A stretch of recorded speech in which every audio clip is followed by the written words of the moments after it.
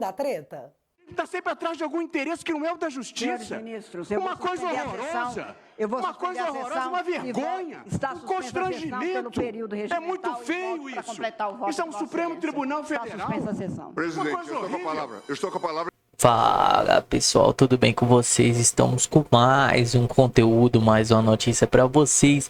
Então, antes de qualquer coisa, se inscreva no canal e deixa o like aí que vai estar ajudando muita gente.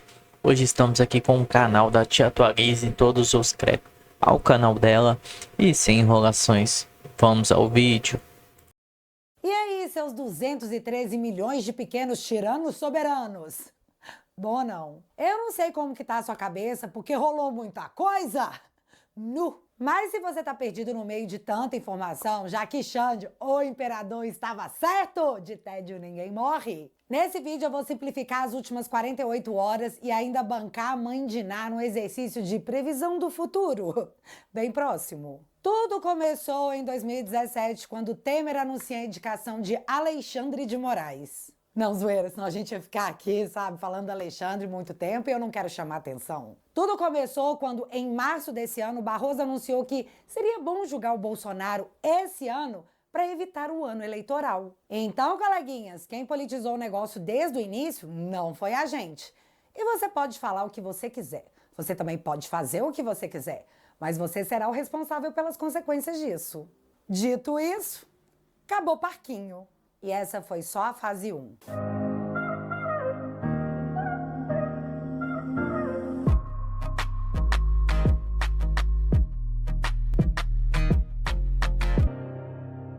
Sexta-feira foi aquele dia que acordamos, vimos as manchetes sobre o presidente Bolsonaro ter sofrido busca e apreensão e a imposição de tornozeleira eletrônica e pensamos todos juntos 3 coisas. A primeira foi: não acredito que o Alexandre fez isso.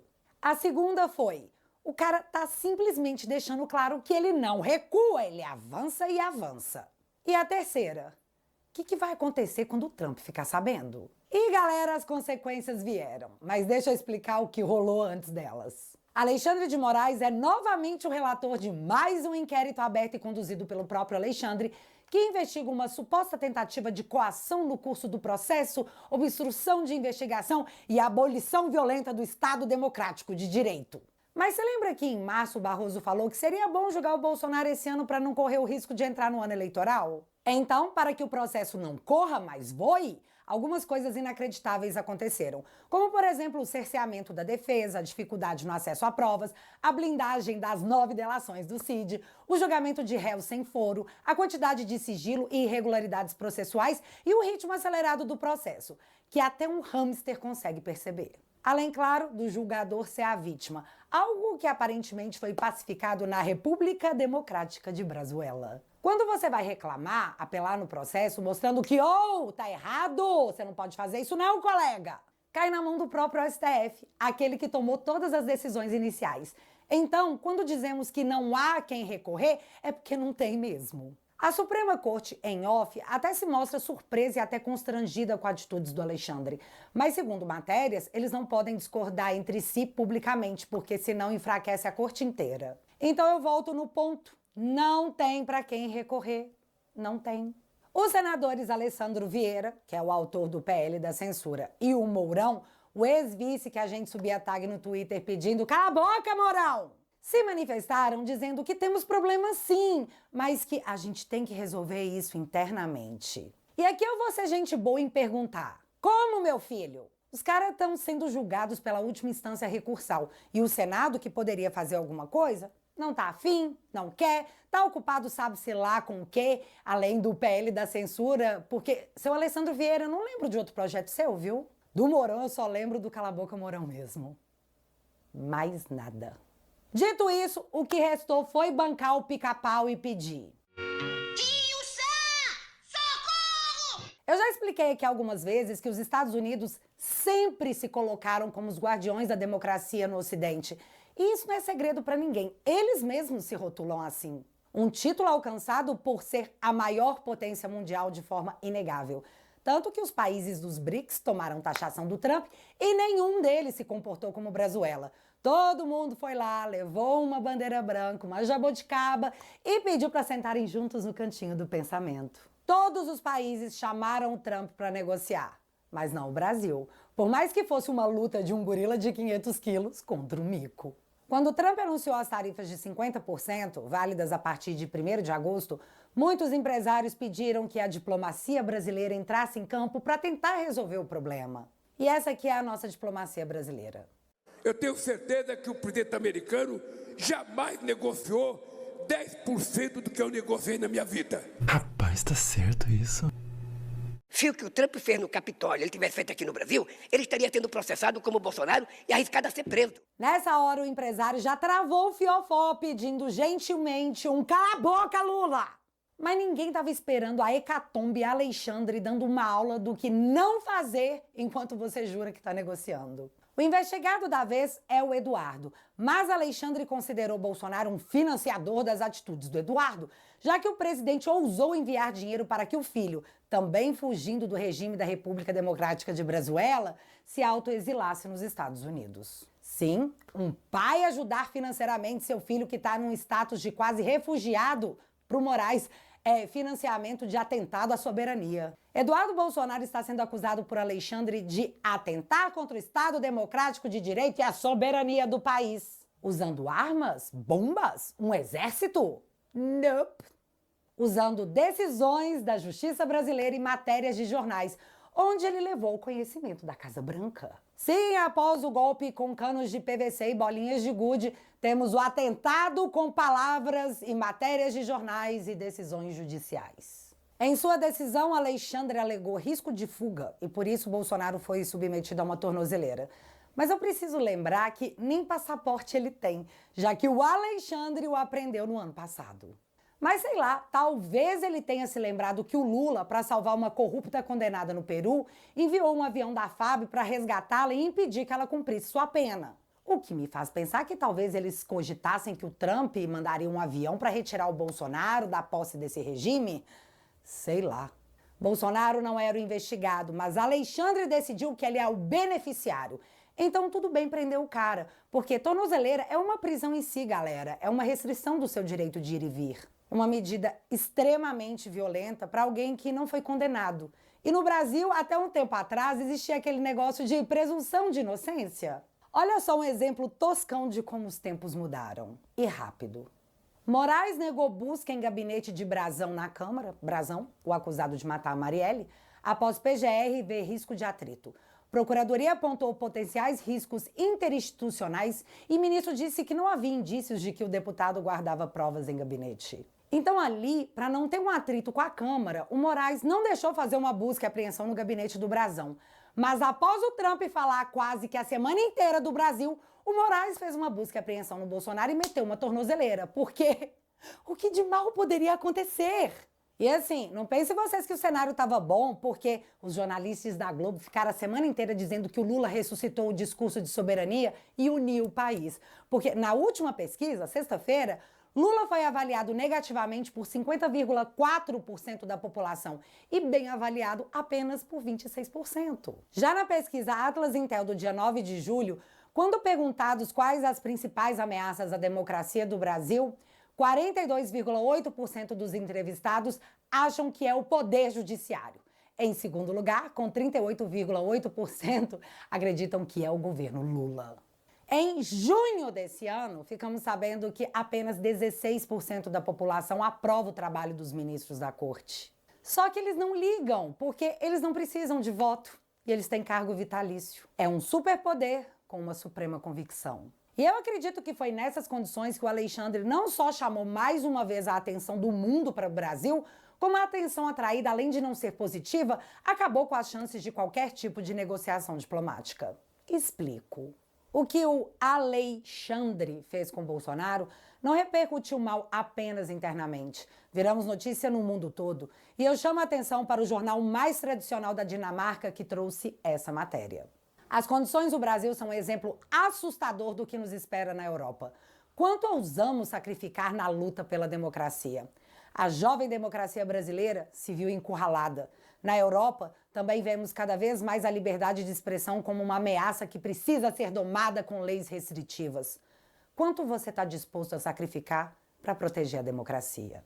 E pá, os caras meteram a foto do Alexandre, de Alexandria, na capa. Os empresários que estavam pedindo o cala-boca Lula agora dizem que a operação da Polícia Federal dificultou as negociações sobre as tarifas junto ao governo americano, além de terem avaliado essa ação da Polícia Federal como totalmente inadequada. Estrangeiros reverteram o otimismo e tiraram bilhões, e eu disse bilhões, do Brasil às pressas. E você sabe por que eles fizeram isso? Porque entenderam que o Lula já tinha cagado em tudo, mas o potencial do Alexandre era nuclear. Às pressas, a embaixadora do Brasil correu para tentar conversar com a Casa Branca, mas o seu contato foi recusado com a seguinte frase: tarde demais. Mas assim, muita ousadia achar que algum diálogo seria aberto após Alexandre colocar em sua decisão isso aqui, abre aspas. Esse Supremo Tribunal Federal demonstra que jamais faltou coragem aos seus membros para repudiar as agressões contra os inimigos da soberania nacional, democracia e Estado de Direito. Sejam inimigos nacionais, sejam inimigos estrangeiros. Fecha aspas. Tudo bem que a alegação parece uma manifestação ideológica e não jurídica, mas sério que precisava meter um inimigos estrangeiros? Nem para deixar no ar, né? Teve que ir lá e pá, botar no papel. E para não restar nenhuma dúvida sobre quem seria esse inimigo estrangeiro, Alexandre anexou postagens do Trump dizendo ser, abre aspas, publicação da carta-mensagem do presidente norte-americano atentatória à soberania nacional e com claras e expressas ameaças ao poder judiciário brasileiro. Fecha aspas. Acusou na tora o Trump de estar cometendo um crime e depois a embaixadora realmente acreditou de coração que ela seria recebida para trocar uma ideia. Gente, tadinha. Aliás, para terminar de deixar a coisa bem explícita, em decisão sobre Bolsonaro, Alexandre cita ameaças de sanções contra si mesmo. Tipo, além de tudo, o Trump falou que ia me sancionar. Então, um dia depois dele enviar uma carta ao Bolsonaro, eu vou mostrar o quanto eu sou poderoso e não tenho medo, porque eu sou empoderades. Para finalizar, na peça do Alexandre, ele também coloca um post do presidente Bolsonaro como prova do crime de instigar seus seguidores contra o poder judiciário, porque o Bolsonaro disse, abre aspas, esse processo ao qual respondo é uma aberração jurídica, um lawfare, fecha aspas. Alexandre entendeu que Bolsonaro está instigando as pessoas contra o judiciário por dizer que é vítima de lawfare, termo criado por Zanin, ex-advogado do Lula, atual ministro da Suprema Corte. Ai, Brazuela. Agora vamos de bastidores do pós-Xande, o imperador empoderades. Segundo fofocas, e aqui eu vou mencionar primeiro as fofocas, Trump ficou full pistola ao tomar conhecimento da decisão do Alexandre ao classificá-lo como inimigo estrangeiro. Mas não apenas isso. Na decisão, o Alexandre também colocou a aplicação tarifária de Trump como uma ameaça à soberania brasileira. Tipo que criminalizou a política tarifária no que foi colocado como uma espécie de chantagem. Trump foi avisado de que se não fizesse nada a respeito, a resposta do Brasil poderia ser replicada em outros países. E dar esse mole não estava em discussão. Ainda segundo fofocas, Trump queria partir logo para o embargo tecnológico que faria o Brasil parar em 5 dias. Talvez menos. E foi nessa hora que foi pedido para o Laranjão voltar a ficar laranja, porque disseram que ele estava vermelho. E aplicar sanções escalonadas, como ele sempre fez. E foi assim que Marco Rubio teria anunciado em sua conta no Twitter que perdeu o mané. Uma mola. Ministros da Suprema Corte, com exceção de Mendonça, Cássio Conká e Fux, perderam seus vistos. Mas não só eles, bem como suas esposas, maridos e filhos. A outra pessoa também sancionada nessa primeira leva é o PGR Seu Gonê, assim como sua esposa e filhos. Circula em muitos veículos de mídia que Fábio Chor, o delegado que conduz os inquéritos do Alexandre, assim como André Rodrigues, diretor da Polícia Federal, e Rodrigo Pacheco, também rodaram nessa. Fato que ainda não foi confirmado. Agora, o que não é fofoca e consta em matéria da CNN é que nessa primeira rodada, o Alcolumbre e o Hugo Mota também perderiam acesso à Disney, mas foram poupados, talvez na intenção de permitirem alguma interlocução. Euzinha entendi assim. Congresso, tô dando chance pra vocês, tá?